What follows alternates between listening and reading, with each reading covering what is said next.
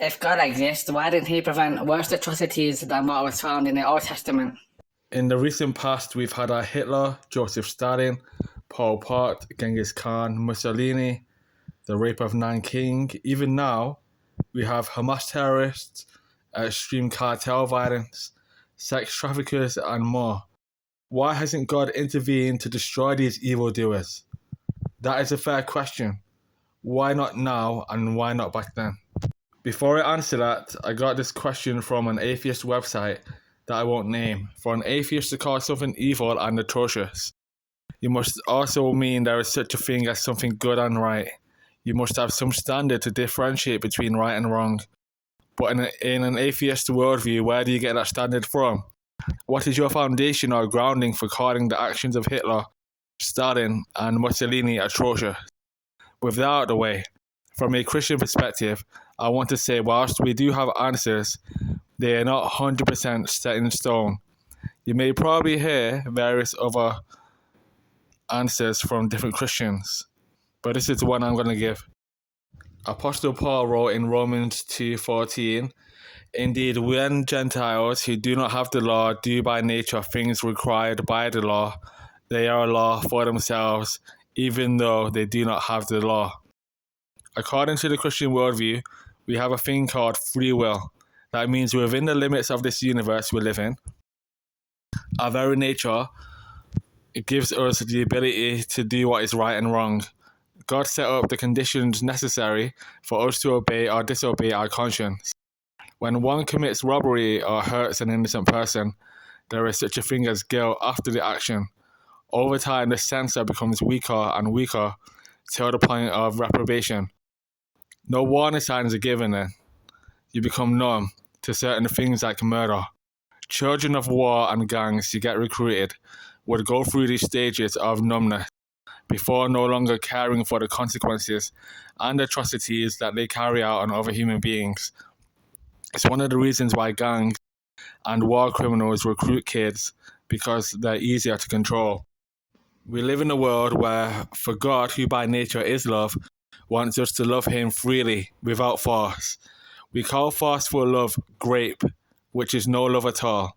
He doesn't want us to be robots, a type of the Stepford housewives, where we are programmed only to obey the husband with no choice in the matter. It begs the question, what if we don't want to obey and live for God? It seems the world we live in, our ability to be self-aware, sets us up for the possibility of seeking God out or rejecting him in the end. Our ancestors' free choices had led us to being separated from God, a downward spiral of continuous evil spreading from person to person down through the ages, varying to different degrees of wrong depending on upbringing, living conditions, beliefs, as well as other factors. During the times of the Old Testament, when God judged surrounding nations like the Amorites because of their lack of repentance, giving them ample time to change their ways, the Amorites continued to get worse. In Genesis 15:16, God was waiting patiently for what he calls the full measure of evil before judgment. He waited for 400 years before executing judgment on the Amorites. The likes of Hitler and Stalin didn't last nearly as long before they died. Within the Christian worldview, evildoers will be judged. Stalin's hardness of heart that developed over time did not lead to a deathbed conversion, unlike Saint Constantine. He died hating God. A man like that will receive his due penalty as the perfect justice of God is executed. Same for Adolf Hitler. We have no evidence he converted to Christianity, asking God for forgiveness before his suicide. We have within the Christian worldview perfect justice being served. Both Hitler and Stalin will get what they deserve. Now then, if God violates our freedom every time, his perfect standard is something we all break to various levels. It would mean God would have to intervene right before we commit sin, and at each and every time. Yet we are creatures much capable of sinning, whether it be through deception and lies or committing adultery. We would all be judged at some point in the end. Have you ever worked with a boss or supervisor who micromanages your every move? You are never able to fulfill your duty or innovate to your potential because of the constant irritation and fear that comes with being eyed on by your boss at each and every turn. If you are to be judged at every instance, then your character development towards the end of your life may never see fruition. Imagine being exposed for the little mistakes you make in work, whilst your boss or supervisor sees them as big mistakes, because he is thinking about what effects it will have on his company. The boss may see something you don't. If we are going to be consistent, then if God is going to judge evil, he will have to judge us all from the get-go, across the board. But wouldn't we complain of it being a violation of our free will? If God judges us before we commit atrocities, then he will have to judge us all who major in the minor sins. The question of why God doesn't prevent worse atrocities than what happened in the Old Testament has the assumption that God is a favoritist, when the God of the Bible teaches that all have sinned and fallen short of the glory of God. The lesson of what God has done in the history of the Old Testament is a picture for us to know what God is truly like: holy, righteous, just, and love. For some reason, if you notice, God doesn't necessarily prevent the atrocities being committed in the Bible. The atrocities have already been committed before judgment is executed on the nations. So where do we go from here? What is your standard of righteousness and goodness?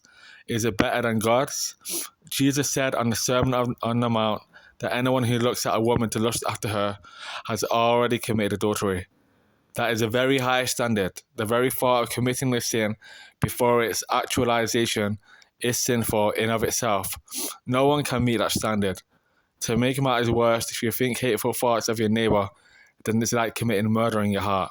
Who hasn't hated someone before? Who hasn't thought lustful thoughts based on someone other than your own husband or wife? I know I have.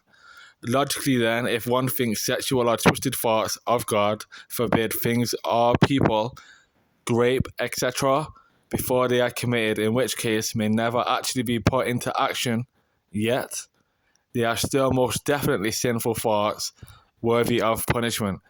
That being said, God has to step in and take us all out at some point in time because his judgments are perfect. After all, he can read our sick minds. The question then is, should he do it right now? Or is it best for him to be patient enough to wait until the proper time, i.e. after our death? It seems amazing, however, that we live in a world out of all the possible worlds. In this one, we can outright choose not to be involved in the things of God. Naturally then, what follows is consequences for our actions. Without God as the standard, we cannot make true value judgments on what is considered atrocious or not. Otherwise, it would be just subjective. There would be no necessity for wanting things to change. Evil will just be a case of what is. In the end, the evils man commits, God will have the last laugh. All evils will be brought to justice. All broken hearts will be mended. I have 3 kids and a beautiful wife. I have a family. I would not want anything bad to happen to them. I want to live in a world where wickedness gets punished. It is my opinion that outside the Christian worldview, there is not a bedrock foundation that can consistently fight against injustice without those worldviews falling apart. To say a generic God is the reason to do good and prevent evil is not enough. Christ is the specific foundation where we can set up camp against evil.